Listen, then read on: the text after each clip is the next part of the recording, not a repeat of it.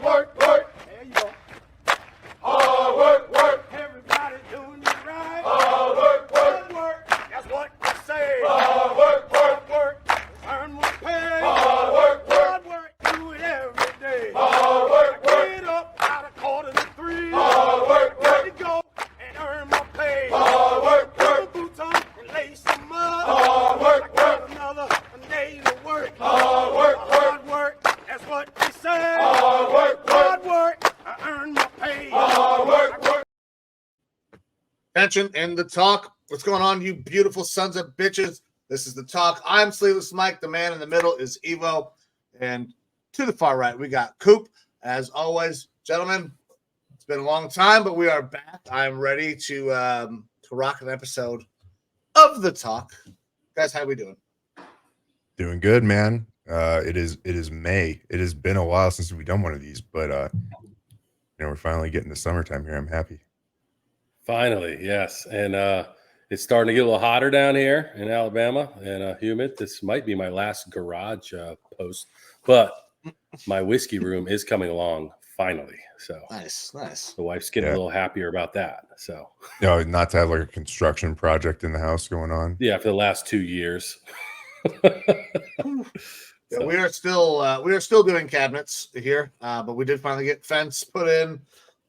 A lot of we got ceiling fans put in, so our house is finally just about done being put together. That fence looks awesome too, by the way. Thank you, brother. I appreciate that. It fucking Did better. you put it in, or did you? Oh pay fuck! No, I did not put it in. Yeah, thought so. Yeah, come on. But Like, you didn't I have would the like to cheap think that labor I'm that handy, you would have but I'm had. not. You didn't have the cheap labor that you would have had in Arizona, right? I did not. Now I don't know how much the labor was because it was all contracted out through Lowe's. By the way, Lowe's will hire out contractors for you, so you don't have to go through that hassle, and you can get the materials directly from Lowe's. So that's how we did it. But it was 2 dudes showed up, did that shit in 1 day, and they were out. Nice. Quick, I had the same thing with in and everyone. I had the same thing with my windows, man. I got all the windows done in the house, like 27 windows. 2 dudes showed up, knocked it out in like 1 day. Dude, small crew working efficiently can do a lot of fucking work rather than a bunch of guys standing around. Fuck, I mean, this is a show where we bullshit about being like things in the military. I don't know if there's a more parallel thing in the world. You get 2 specialists together with one fucking goal in mind, that shit's getting done real quick. You get a bunch of fucking NCOs chatting about how we're going to attack this problem. Yeah, look, that's the 10-man shovel or whatever that we like to always talk about. One dude with the shovel and fucking 9 dudes just sitting around supervising. We see that all the time.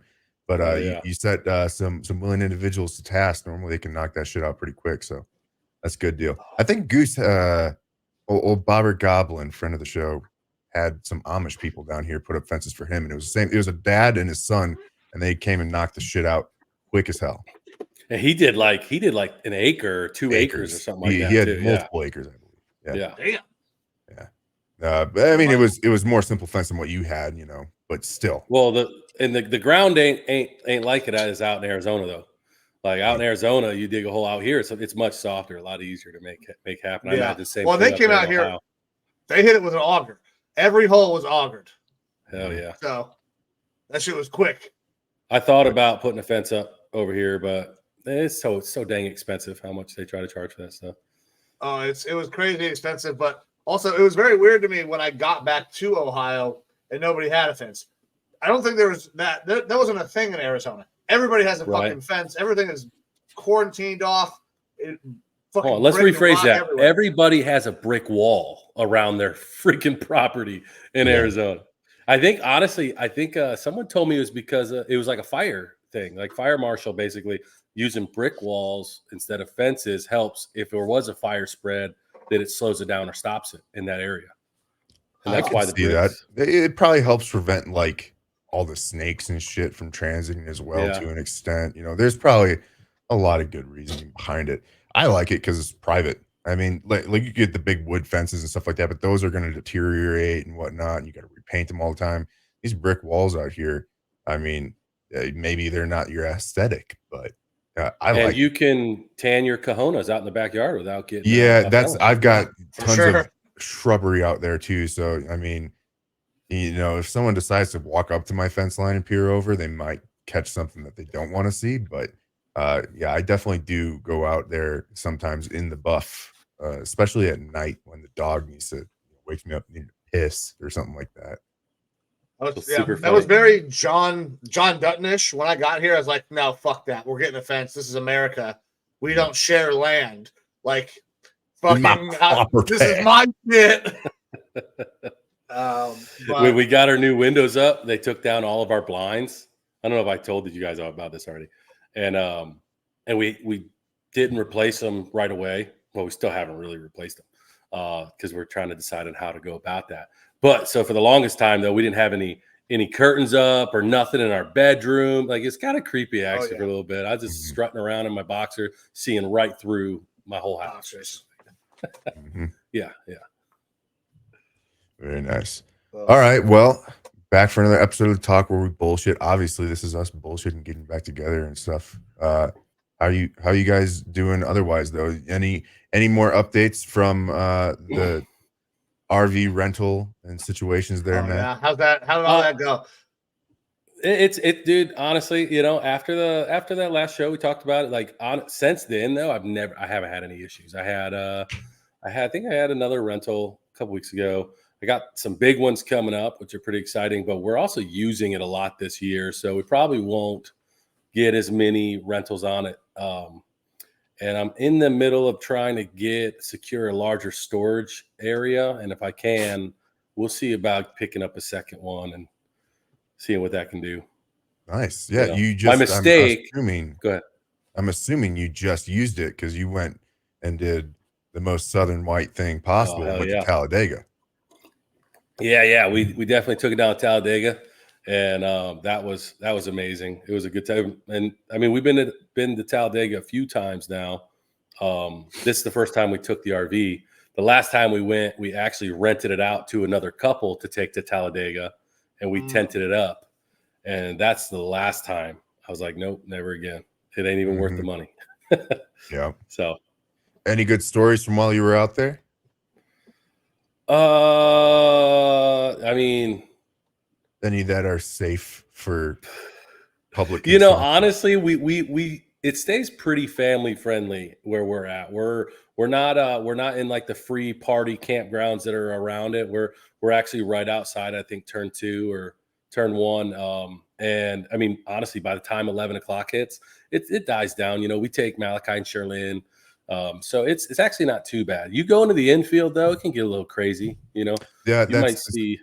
I've never been to a NASCAR event, but I can parlay it a little bit to when I was younger. I didn't know this, but my grandfather was the president of an MC, a motorcycle club. Didn't know. I thought it was just a group of guys who liked riding motorcycles type thing. But like, I spent a lot of time in the clubhouse and whatnot and didn't understand that culture at all. But they had a clubhouse on the largest TT track in Illinois, and they would have big major races there. And so when the race would happen, my family would go down. I remember I would sell flyers or the little booklets or whatever, going around selling that stuff. But I was always told, and I mean, I was like 10 years old or something like that, going around selling these booklets, don't go to the infield. And after the race was over, like, they got me the fuck out of there because get wild. I saw a lot of titties, a lot of bush and stuff like that. Just during normal race time and whatnot, selling brochures and whatnot, and lots of drunks and everything like that. And it was pretty fucking wild. But yeah, that infield, I've heard some stories of, the ragers and stuff that go on there. And I mean, it sounds like a lot of fun. I'd like to experience it at least once, see what the fuck, what it's about. Well, I did almost get run over by a love seat carrying 2 individuals and a blow-up doll. That's dope as fuck. That's a great story, no matter how you slice it. Right. So, I mean, there's that. But yeah, it's good. We it rained. It did rain. That was the one crappy thing. So the concert, they usually do a concert like the Saturday night. And I don't know if it got canceled, but we didn't end up going because of the rain. But last October when we went to the concert and we took Malachi and Sherilyn in there, and that was a little bit. Yeah, I don't know if I'll do that again. At least not with them, right? Not, right. You leave kids back for that one. Well, especially because they look like they're probably 18, 19 years old now. Because Malachi's 6'3" almost. So, So, but it was a good time. You got to experience it some way, right? Yeah. I started making the kids watch a couple of NASCAR races. We were sitting that Sunday afternoon, they're being crazy. Sit them down, watch a NASCAR race. Everybody pick your favorite car. What number do you want to win today? Because they don't fucking know. They just see the colors. They see the numbers. They're like, I'm going with that one. Right. And they always pat. Like, they're always just chill. Calms them down, or they'll fall asleep. NASCAR is awesome for that reason. Well, you got this Sunday, right? You got the Miami Grand Prix, Formula One, baby. Put it on 3 o'clock. Let's go. Hey, I do like some F1. F1. But hey, you know what? The antics and stuff that we have going on with racing and stuff, that's why the terrorists hate us, right? Having fun, just doing fun shit, not, praising Allah and all that crap. But all right. Any topics that we want to start getting kicked into? So I know that we have some heavier topics for today. I was gonna suggest we start with a lighter topic. Yeah. Kind of get the people nice and lubed up for the day. Good. I had this conversation with Amber. Matt knows my affinity for these sandwiches as well. But how do you guys make a peanut butter and jelly? Because I am incredibly fucking particular. I have a very specific way to do it. I believe I corrupted Matt's boys for a while, anyways, on how to make a peanut butter and jelly. Well, I'll start off. First of all, I have heard from other people very, very specific ways to do it. This is the right way. This is the only way, X, Y, Z. For me, I don't give a shit. Like, it's about just get me that sandwich, put it in my fucking mouth.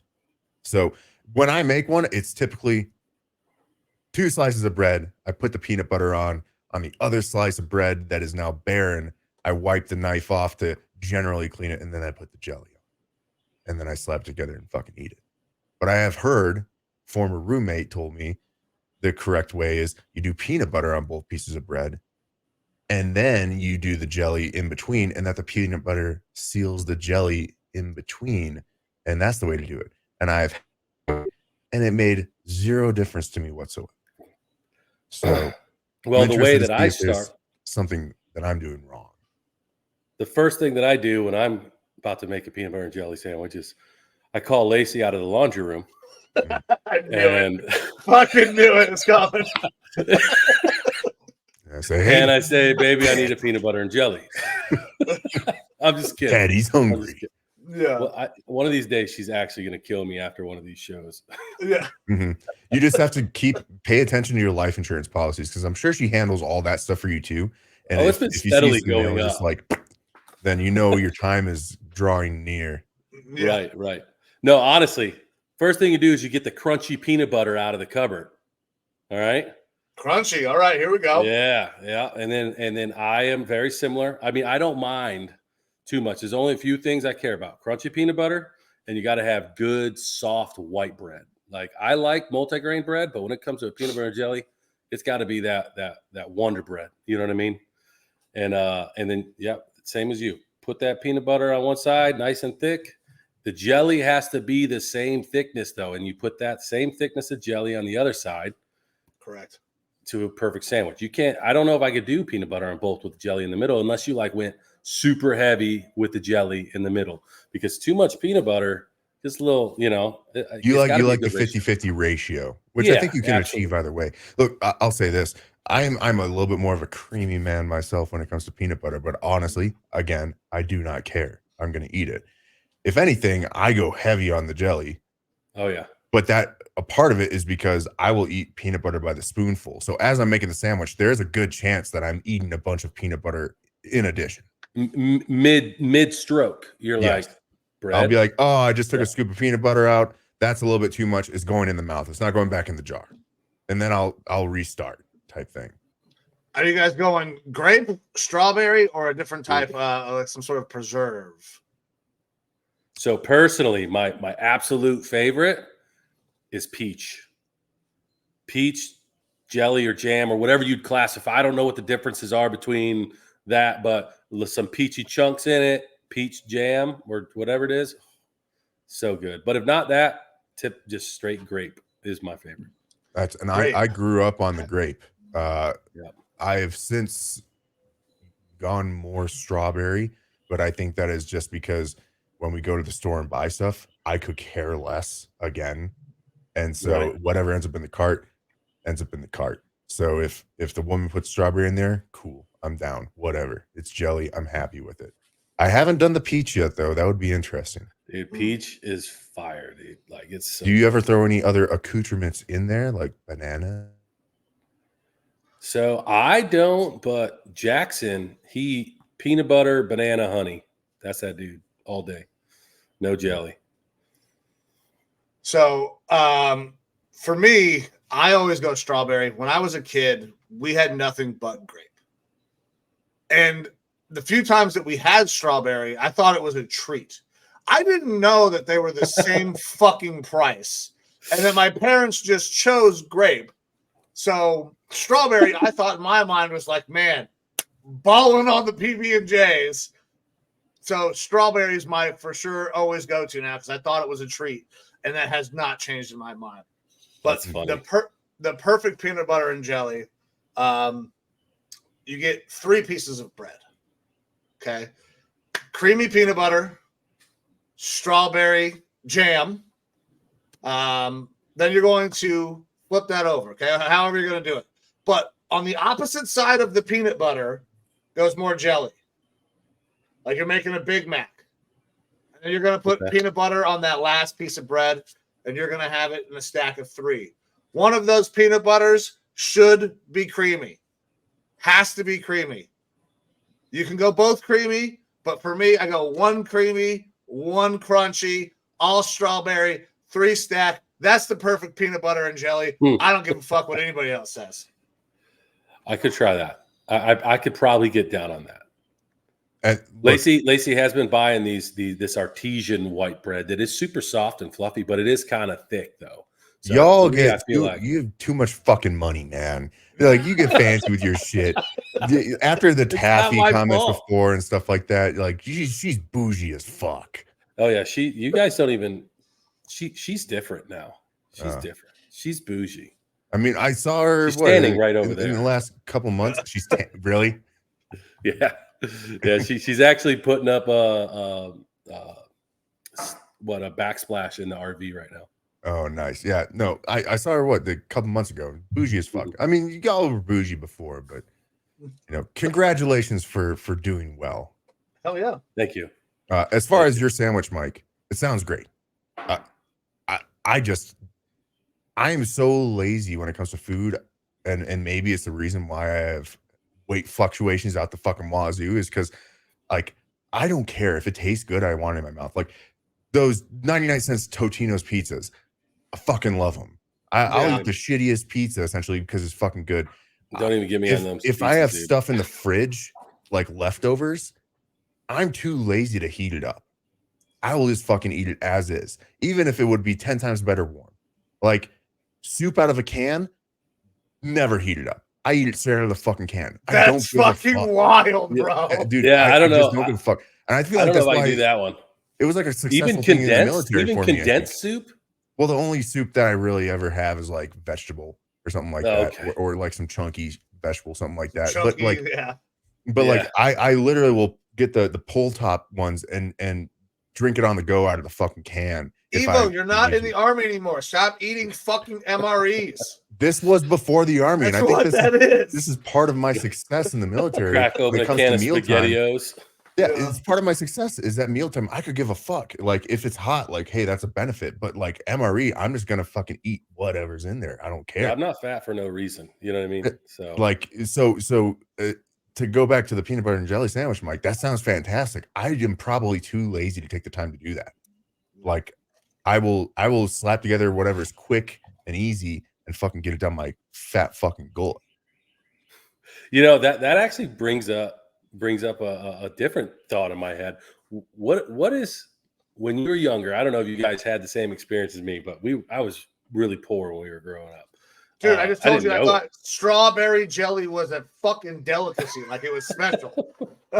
Yeah, well, I thought toast with peanut butter and syrup was a waffle. Okay, so yeah, okay, yeah, okay. What is the most ridiculous type of sandwich that you ate as a child? Like that you would eat and you're like, yeah, this is normal. This is okay. I'll start. Ketchup and mustard. Just on bread? Just on bread. Just a ketchup and mustard sandwich. Damn, that's... Yeah. I couldn't do it now. This goes back to my not giving a fuck about eating. I'm not a condiment person. Not that I dislike condiments, but I won't take the time to put ketchup on a hamburger. If I get a hamburger that has ketchup on it, cool, fucking good to go. But I'm not going to put it on. So at that point, I'm probably just eating bread. Like if I'm that hungry, I'm not going to put a condiment on. I'm just going to eat bread, maybe butter, something like that. But at that point, why am I not doing peanut butter and jelly? And that's probably where I would go. But like, I mean, I'll eat a whole fucking loaf of bread. I don't give a shit. I don't know if we had any sandwiches that were like off like that. Now we would do like shit on a shingle all the time, chip beef on toast, but like that was a normal fucking thing. But in terms of like a sandwich, I mean, whatever the cheapest goddamn mystery meat lunch meat was. Right. Yeah. I don't know that we really had like wild or like, cheap sandwiches or anything. I remember like doing like liverwurst on crackers and stuff like that, which to me now liverwurst doesn't sound fucking appealing whatsoever. But at the time I was like, this is fucking dank. This fucking creamy meat out of a tube. Yeah. I know if my mom brought hard salami home for sandwiches, it was a good week. Hell yeah. Nice. Dude, I remember thinking Kodo salami, Kodo salami was awesome. I was like, this is great. Having salami. Yeah. And it's not great. It's not great at all. Yep. Oh man. All righty. Well, you ready to move on a little bit? Yeah, let's probably change pace a little bit if I expect the next topic to be what I think it is. Well, but maybe you do, maybe you don't. This is still a little bit in your realm here, Mike. You brought up that we're having a change in schedule for marijuana potentially. Did it actually happen, or is it potentially going to happen? It is scheduled to change schedules. All right. And we'll wait for the federal government to do that. Yeah, marijuana is classified as a class 1, which I believe is the same as like heroin and all these. Heroin's a 2, actually. Surprisingly. Okay. Wow. That's wild. But class 1 stuff is generally your no medical purpose whatsoever. And what are they supposed to be? What is the talk that it would just go to? What, a 3? That's going to a 3. It would match things like Tylenol with codeine, TRT, stuff that you have to get a prescription for, but is super loosely regulated. Okay. It basically being classified as just like a near OTC medicine. Okay. Yeah. Still won't be able to partake. Awesome. No. I mean, and that's the thing. So it's still going to be federally illegal. It's going to be moved down to a Schedule 3. So the criminality of it is now basically gone, or it should be basically gone at that point. I don't think you can even. You would have to have like massive quantities of marijuana at this point, like to get anything crazy. But there are so many states that are opening up to legalization. Ohio being one of the new states. Fuck yeah. Alabama won't. No, they probably never will, unless it goes federally legal. Yeah. I mean, honestly, marijuana is currently scheduled as a class 1 controlled substance, which is defined as a substance with no accepted medical use and a high potential for abuse. The Biden administration proposed this week to classify cannabis as Schedule 3 controlled substance, a category that acknowledges it has at least some medical benefits. Yeah. He's trying to get your vote, Mike. He's not getting it. Neither is Trump, though, so there's that. Right. So, dude, We'll talk about those dickheads later. Yeah. Look, Yeah. we've broached this subject before, and we can't help but fucking trapeze our way in there every now and then in every show, because it's the politics in this country is fucking wild right now. And dude, and we are fucking so close to just being overrun with nothing but politics. Mm-hmm. Yeah.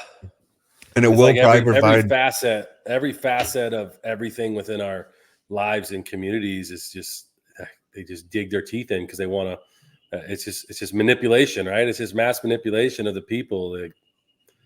But look, it's gonna probably, we will probably have to have multiple episodes of the talk during election cycle and stuff like that. Oh God, yeah, I can't imagine how those. We should totally, if we ever fucking find a way, if we ever do this show live, it should be on goddamn election night. Oh, we'd have to make it into like a drinking game though, or something like that.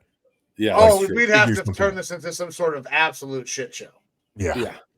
Just derangement. Sloshed. Now I don't know. This kind of still broaches in that subject a little bit, but and take it for what you will. Dr. Phil, I believe, has like his own fucking new show and network or something like that. And I saw him talking about Dr. this Phil. Dude, Dr. Phil came on the up. Like, he came back to the other side. Yeah, he did.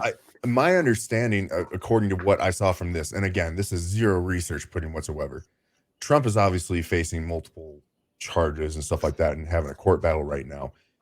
There is apparently nothing preventing a sitting president from being in jail or from someone who is in jail from being elected president. So allegedly, if he were to be found guilty of all this stuff and get jail time and be elected president, he can be a sitting president from jail. They would have to have all of his like White House meetings and stuff in jail. Like he wouldn't be allowed to pardon himself. I don't know. Donald J. Trump. I don't know how that works. Yeah, I don't know the legalities of that. I don't know if you can pardon yourself, but like it brings into question, like, well, is he going to then create executive orders clearing people of very specific potential crimes, i.e. himself and stuff like that? Like, would things like that happen? It would be the wildest fucking like shit ever. I don't have a dog in the hunt on whether he's guilty or not. I don't know, because I can't get a fucking straight answer from any reliable news source. All right. And when I say reliable news source, it's very loosely saying that as well, because what the fuck is reliable news for the most part these days? Everyone's got no such thing as reliable news. The only way to actually know is to listen to everything for yourself and try to make your own decision. You know what I mean? And but that's that's so damn hard to do on its own. You know what I mean? Yeah. Like, yeah. So I your choose conclusion to not. might not actually be right. Yeah. Yeah. Exactly. I choose to not participate, especially in this legal portion of the stuff, because what's going to happen is going to happen. I have no say in it. And in my opinion, isn't going to make a difference. I think it's pretty interesting, some of the stuff that's coming out, though, with some of the prosecutors that are going after him getting called out and getting I don't know enough details to really talk on it too much, but just a lot of illegal shit that happened with some of the prosecutors, from Georgia or something like that. I've heard stuff about that some of the prosecutors don't have like a clean history and aren't necessarily the most upstanding or reliable, truthful people as well. Well, one of them is going through a legal battle right now, and they're basically he's facing some jail time.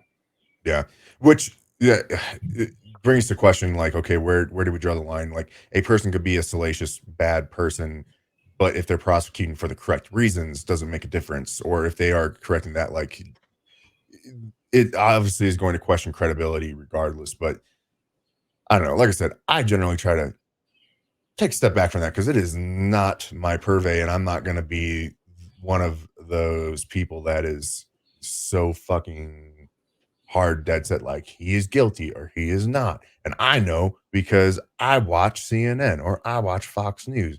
Who fucking knows? Is probably somewhere in between. He's a politician.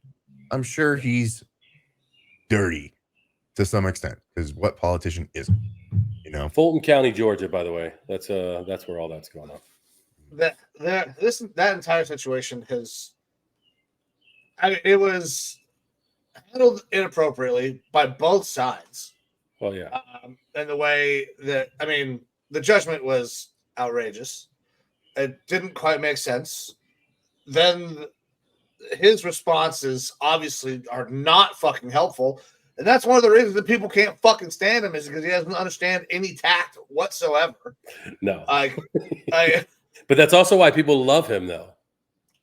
Yeah, so that only works when he's saying the shit that you like. When that lack of tact turns around and he starts saying shit you don't like.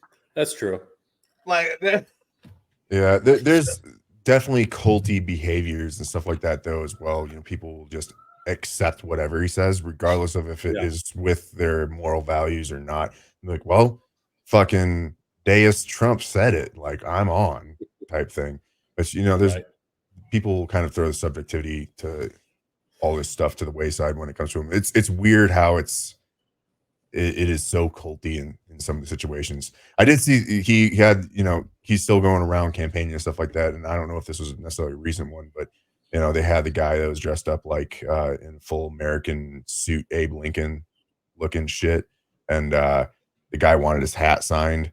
And Trump had someone throw him a marker up there so he could sign the hat, and it hit off like a teleprompter screen or something like that and fell on the ground. And he bent over and picked it up and was like, "But you don't see Biden bending over and picking stuff up," which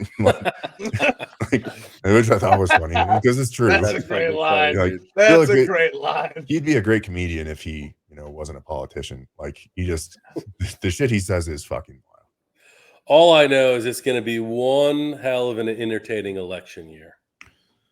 Yeah, if they allow them to debate and stuff, yeah. Yeah, if they actually debate. I really hope that... Oh, there's no way, dude.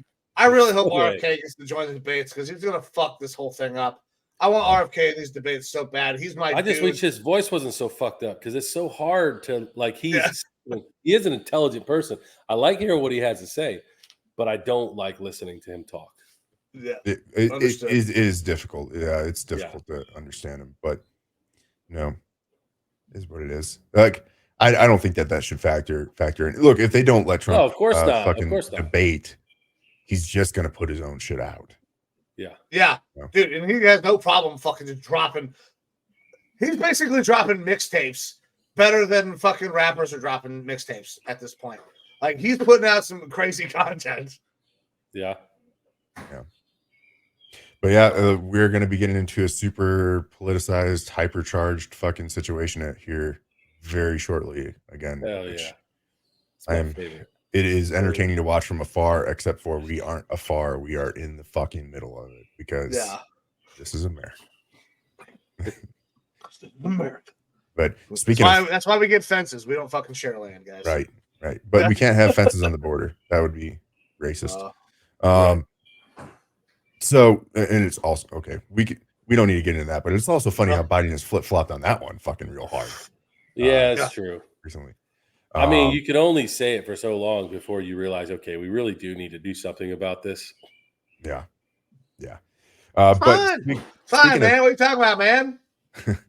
Highly politicized and weird situations going on. We're having a bunch of protests at campuses around the U.S., which seems to, for the most part, have been broken up. A lot of encampments again, reminiscent of the encampments in like Portland and stuff like that, with these college students, which is interesting. So I think that's probably like that's our heavy topic probably for the days.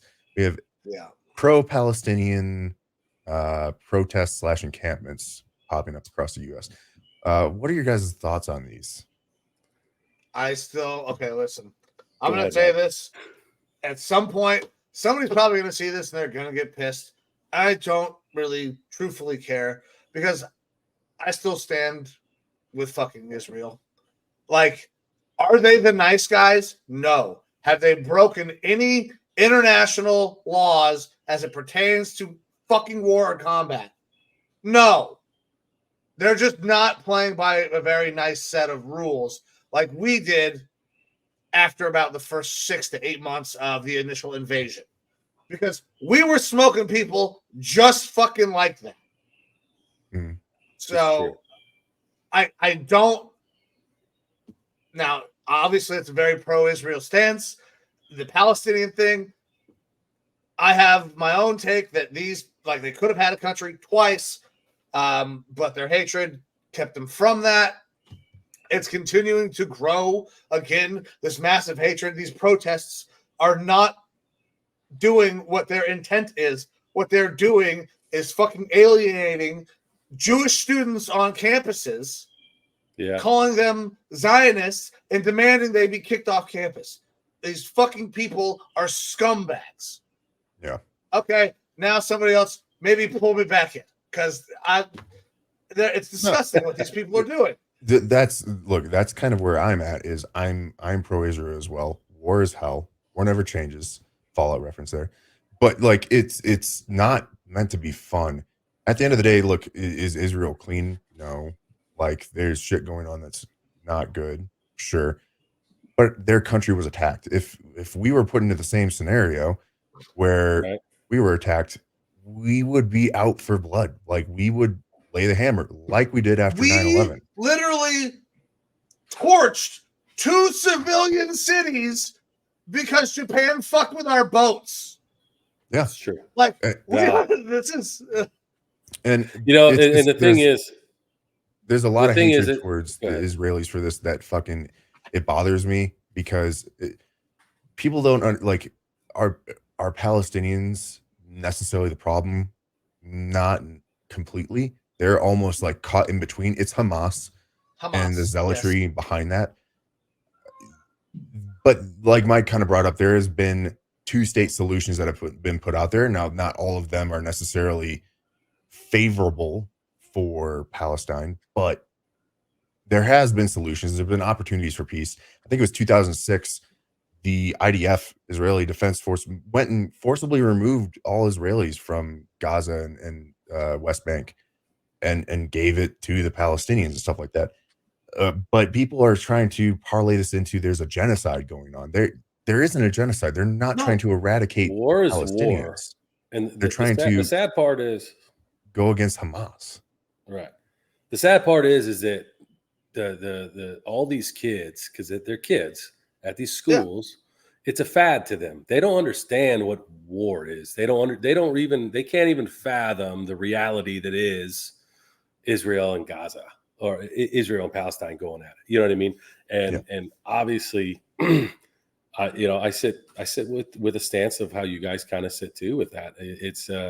There's blood on Israel's hands, of course, but it's war. It's not, they aren't at least from my understanding, they're not intentionally going after civilians, but they are intentionally going after Hamas, knowing that civilians are going to get killed because of the tactics. I mean, it's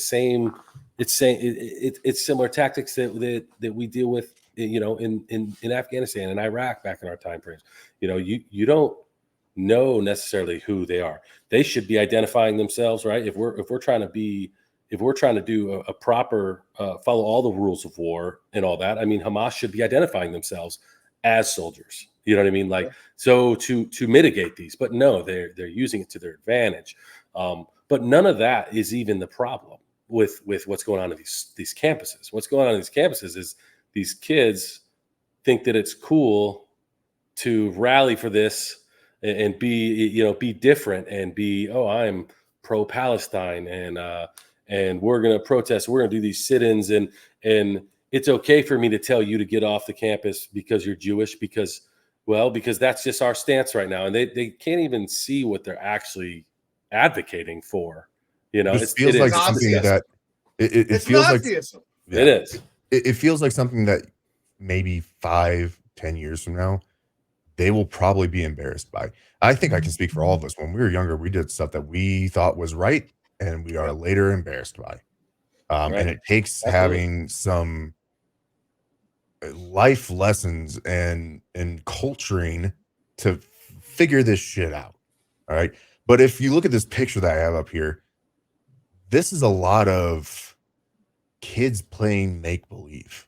Yeah. They're holding cut in half trash cans, plywood. Someone went to Walmart or Home Depot and bought plastic container tops to use as shields. And the one that I love is whenever you see them with the fucking bike helmets on. Like this is not, you look foolish doing this, and you're protecting yourself from nothing, because when push comes to shove, there's always going to be someone with a bigger bat. There's always going to be someone stronger. There's always going to be someone that's going to be able to defeat these defenses. This is not riot gear. This is the type of shit that when I was 5-10 years old, playing with my friends, cops, robbers, war, whatever playground shit in the backyard, this is the sort of stuff that we would do. And they haven't grown up yet, and they think that this is still appropriate and makes them imposing in any way, and they just look foolish. And you see these videos of people going into the encampments and stuff like that, or talking to the people who are at the encampment, and they can't even reasonably, they don't know why they're there. They don't.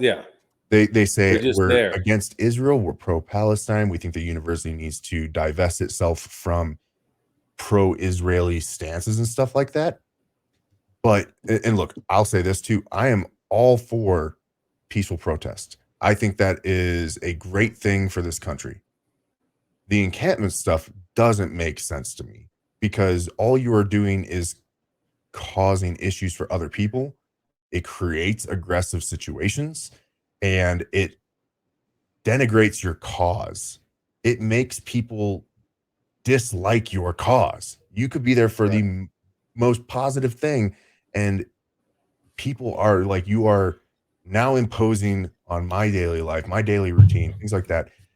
I would side with you, and now I am 100% against you. Not that we're going to necessarily have a whole bunch of pro-Palestinians or something like that out here, because I think for the most part this country is pro-Israel in this situation. But like, it hurts your cause to do foolish stuff like this and not to be able to even speak as to why you're doing it. UCLA is the big one, right now. Ohio State as well, actually. Yeah, I mean, it's Ole Miss. There's a whole bunch of them out here. Yeah, it's you're protesting at these universities. These are schools. These are not political arms or something like that. Like, this is, you're supposed to go here to get an education, and you are preventing education, and you are showing your lack of education by doing this. And like you've said a whole bunch, Matt, it's a fad type thing. I want to join that mob mentality. I feel like I'm fighting for something good. And I'm sure a lot of people there feel like they are fighting for something good and oppressed people. Understand though. But they don't, like you said, understand. There are oppressed people everywhere. Why aren't you doing these sort of hold-ins and things like that for Taiwan? You know, why aren't you doing it for other things? Because you don't understand what's happening.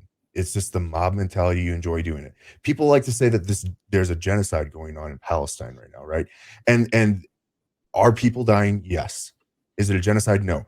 Is Russia committing genocide versus Ukraine? I think we're probably all in general anti-Russia, pro-Ukraine on stuff. But is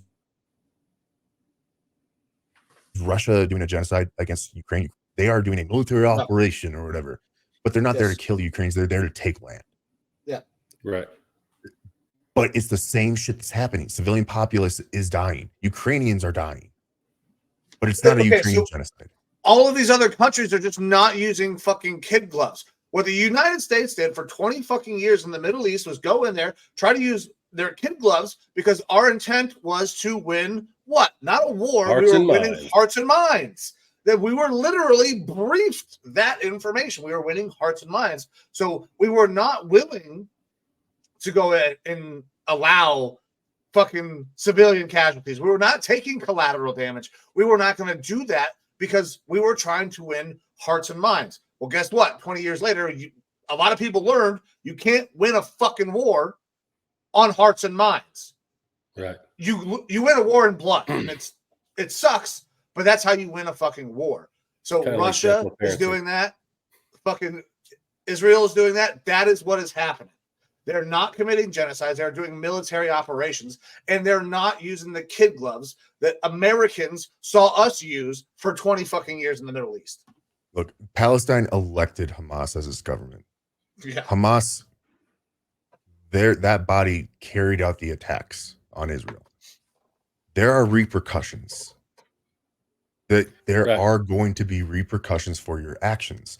And I think that is a big part of our issue here in America right now, is that we have a generation who grew up with participation trophies and equitability, regardless of everything. And they think that because Palestine is in a disadvantageous position based off of their government and all this, and now they did something, they stepped out of line, but it's not going to just be forgiven or overlooked. There's going to be a response. And here in America, like these kids on the campus, they just expect it's okay. Like if I do something out of pocket, there shouldn't be any sort of a negative response to this. And you are wrong you're wronging me for having a negative response. And that's just not the case. Actions have consequences. It's the fucking oldest thing since time. Like actions have consequences, no matter what. Yeah. Sometimes they're good. Sometimes they're bad. And all of those consequences sometimes come because you're fucking stupid. Like these kids on campuses. Yeah. What blows me away as well is that there's this talk of genocide in Israel because Palestine and West Bank and Gaza and stuff like that, they are sequestered off. They are walled off, right? And they talk about, well, they have them basically cornered, and then there's a genocide. You know what people don't talk about? A big portion of it is walled off with the biggest, strongest walls by Egypt. No one's talking about Egypt fucking being the bad guy here. Egypt was like, nah, brother, we're good. Like prior to these attacks, shit over there. Prior to these attacks, there was a wall, there was a border, but it was an open border between Israel and Palestine, where Palestinians were able to freely come into Israel and vice versa for work and things like that. Israel provided aid and stuff like that in Palestine. That was not the case with the border at Egypt. It was, you stay the fuck over there. All right. And then Hamas kicked shit off, and actions have consequences. And that's where we are. And again, this is more so about what's going on here in the US, which seems like, police action has moved in and cleared these encampments, which the places are just fucking demolished now, like trash havens. You also can get into conspiracy. Well, you guys remember the fucking the thing up in Portland, the little whatever city they had going? Chad or whatever they call it. Yeah, Chaz. Chaz and all that shit, yeah. But if we want to put our tinfoil hats on, it is interesting how these encampments do have all the same tents and stuff like that. It's being funded. Oh, the George Soros funded. Yeah, there's always. I mean, I don't get down with all of the conspiracy theories. That's one I don't get down with because I did like they held the press conference. I mean, there's a lot of shit that comes along with that one. They held a press conference in UCLA where one of the organizers or something like that had been speaking and was asking for the university to not prevent them from receiving food and water and to actually provide them with food and water. And then the reporters and stuff were asking, have you been denied food and water? And they're like, well, no. And they're like, so you could freely bring that stuff in? And they're like, yes. And they're like, so why are you going at UCLA for not doing this? And they're like, well, we think UCLA should support us in our I believe that they should give me the other three things. And they're like, have they said no to you? And they said no. They've told us they just don't want us to interrupt classes or movement of the student body. And they're like, okay, so what's the problem? They're like, well, we want them to come out and say that they're not going to deny us food and water. We want a commitment and to provide it. We don't want people out here being dehydrated and getting sick and stuff like that from not having that stuff. And they're like, but you can bring that stuff in, correct? And they're like, yes. And they're like, so are you? They're like, well, we need the water. Like they didn't want to say what they wanted to say, but they want to go get the water and all that stuff by the university. They want the university to back them. And it's so like, they don't how have to, foolish are you going to be? If you're going to sit in for your cause and you're going to be, and you're trying to make a stance and like that's the whole idea is like, it's not easy to do something like that. If you support it, go support it without water. If you don't want to leave to go get it or organize to have it, you know what I mean? I don't know. Yeah. It's silly. That's why it's all a game. It's all a game, to them. They're just kids. Mm-hmm. Go ahead, Mike. Sorry. I wanted to leave a little bit of space there because I'm about to say something that I may have to delete after we're done with all this. Sure. What is happening is ridiculous, and if they want their university to back them, they're barking up the wrong fucking tree. Because I would be willing to bet if you went and looked at who the president of these universities was, possibly what their last names were, and what their religious background might be, you're barking up the wrong fucking tree. That's true. Look, LA Hollywood, who runs that? You know, it's primarily. Make sure we have a little break after this, so we'll decide after the show if we're keeping this in. No, yeah, look, I think it stays because it's the truth. Like, it's not like we're trying to draw lines here. It's just the truth. All right. And you're probably not going to get a whole lot of support from that side of things. It's silly. It's dumb. In my opinion, there's much better ways to go about promoting your cause. They probably won't have the impact that this did, but the problem is that the impact that you are receiving, which is substantial, is negative for your cause. So you have to find more effective ways to promote your cause than throwing a childish hissy fit, which is what it seems like. Yeah. Which, Matt, you brought up something here about a GoFundMe and some of these events and stuff that have happened. So if you want to speak a little bit onto that, we can so during one of these, one part to another. During one of these beautiful protests, I forget what campus it was. I think you had said it already. North Carolina. Yeah, North Carolina. We had the flag had come down or got taken down, and a group of fraternity brothers had went and held it up, and held it up off the ground. So a GoFundMe got set up to support them. Which you can go ahead and read it. Are you going to read it? Or yeah, I've got stuff pulled up here, so I'll first read from USA Today. People across this country this week are supporting students at the University of North Carolina at Chapel Hill who organized to protect a prominent American flag on campus that was at the center of a pro-Palestinian student protest.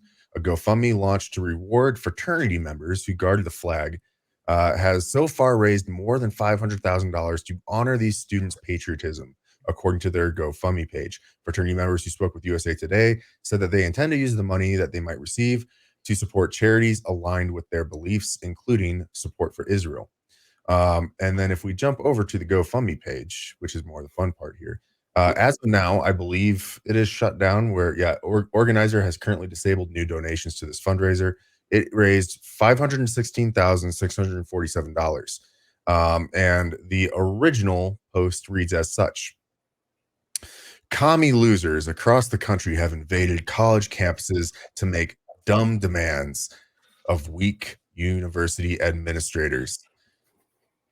But amidst this chaos, the screaming, the anti-Semitism, the hatred of faith and flag, stood a platoon of American heroes, armored in vineyard vines and Patagonia, fueled by Zin and White Claws. These triumphant Bohemians protected Old Glory from the unwashed Marxist horde, laughing at their shrieks and wails and shielding the Stars and Stripes from Soviet missiles.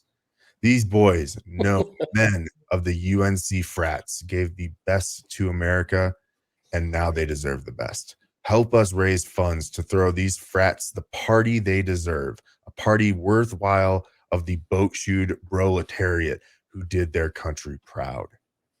All right. Now the update here, we are overwhelmed by your glorious, patriotic Americans who value good beer and great times. We are in contact with multiple leaders from different fraternities whose members help defend the flag. Our gratitude goes to all of them, and we will update supporters on what comes next.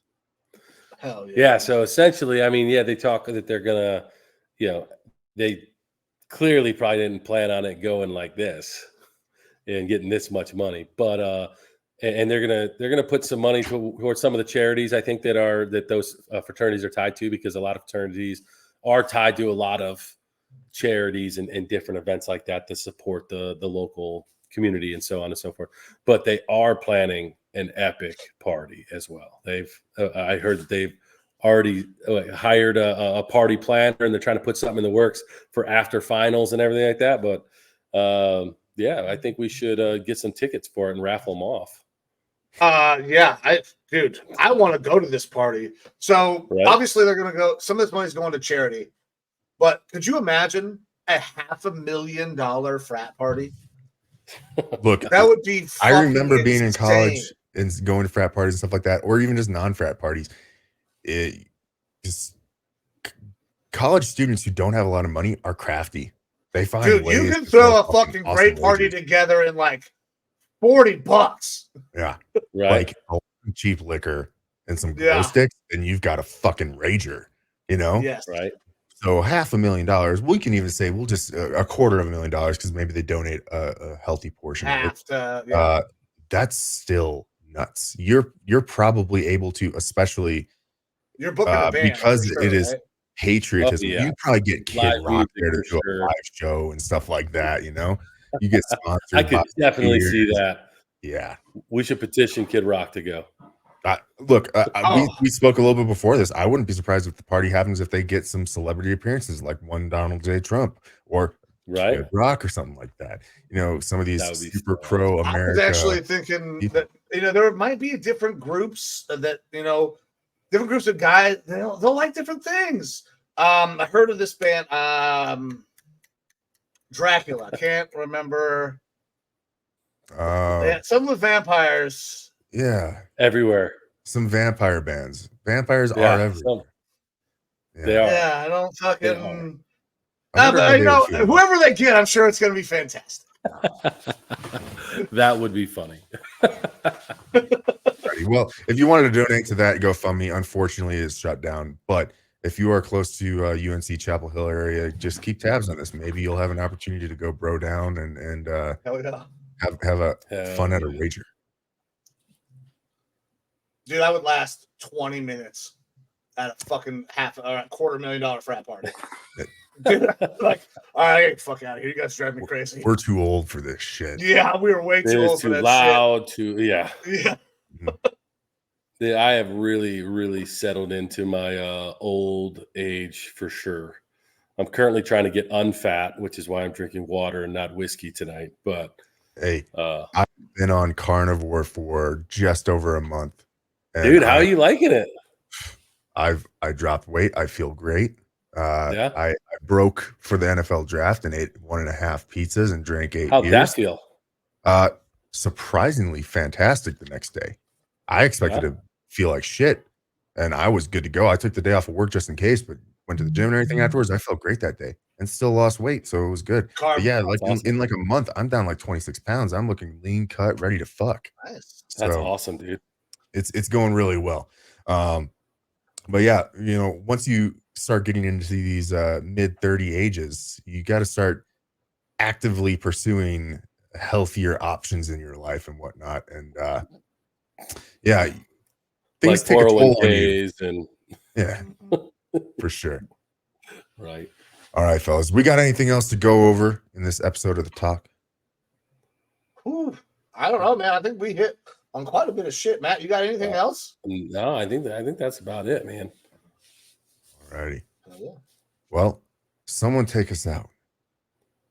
Matt, you got it, brother. Oh, God. Well, hey, thanks everybody for tuning in again, talking, listening to us bullshit, have a good time, even though today was a little bit more like talking about some serious topics, but we're basically all right wingers now. So. Yeah, I know, right? Don't fucking let me in with that group. Hey, and next time it won't be 2 months before we put out an episode, right? All right. I'm tired of you guys pushing it off every week, okay? Yeah. So, all right, man. All right, cool. Well, until the next time, check us out on the socials. Please like the video. If you have any thoughts on anything that we talked about today, go ahead and comment on the video. Let us know. And yeah, we'll get back to you. Also, if you have any cool things that you want us to talk about, by all means, hit us up in the comments, bring it up. We'll see if we can squeeze it into our next episode. You can check out a lot of our stuff, other content at the No Sleeves Network. Mike took the time to go and pop that up there on the bottom of the page. That's awesome. NoSleevesNetwork.com. You can see the little bits and pieces and profiles about each of us. You can also check out some of the other content that is under the No Sleeves Network umbrella, like the Lyman Lounge, the sports podcast that Mike and I have. We've got video game streams and whatnot. I think Mike brought up last week some stuff about possibly getting some food reviews from One Vanilla Gorilla. Yeah, so, as soon as the Vanilla Gorilla gets back into town, we're going to have a conversation. But already got pretty sure a commitment on food reviews coming to No Sleeves Network. Awesome. Excellent. But go ahead, check out No Sleeves Network, check out the content that we got, the blog posts, all that sort of stuff. And we would really appreciate you going and looking at that, following it, and giving us your thoughts. But if we got nothing else, boys, it's time to get out of here. Let's get the fuck out of here, boy. All right. Later, everyone. See you.